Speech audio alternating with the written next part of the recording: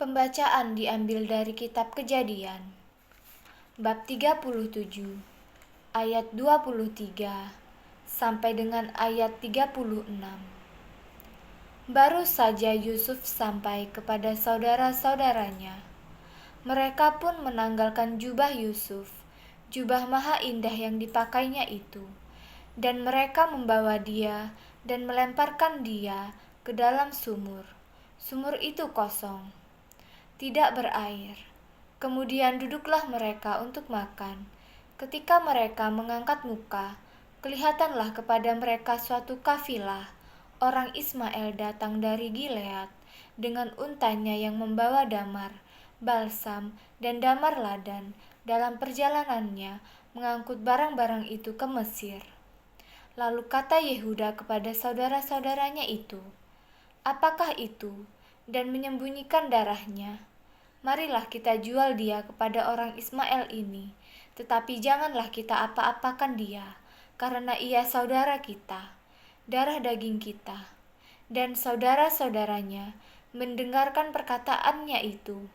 Ketika ada saudagar-saudagar Midian lewat, Yusuf diangkat ke atas dari dalam sumur itu, kemudian dijual kepada orang Ismail itu dengan harga 20 shikal perak. Lalu Yusuf dibawa mereka ke Mesir.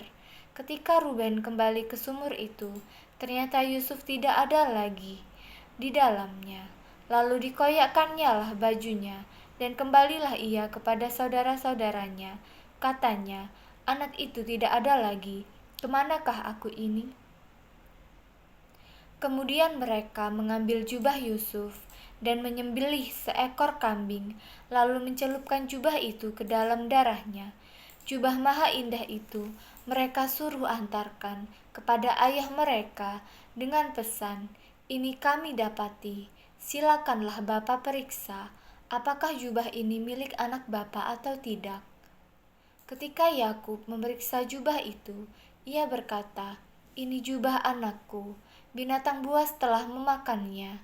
Tentulah Yusuf telah diterkam, dan Yakub mengoyakkan jubahnya, lalu mengenakan kain kabung pada pinggangnya, dan berkabunglah ia berhari-hari lamanya karena anaknya itu. Sekalian anaknya laki-laki dan perempuan berusaha menghiburkan dia, tetapi ia menolak dihiburkan, serta katanya, "Tidak, aku akan berkabung sampai aku turun mendapatkan anakku ke dalam dunia orang mati." Demikianlah Yusuf ditangisi oleh ayahnya. Adapun Yusuf, ia dijual oleh orang Midian itu ke Mesir kepada Potifar, seorang pegawai istana Firaun, kepala pegawai raja. Demikianlah sabda Tuhan.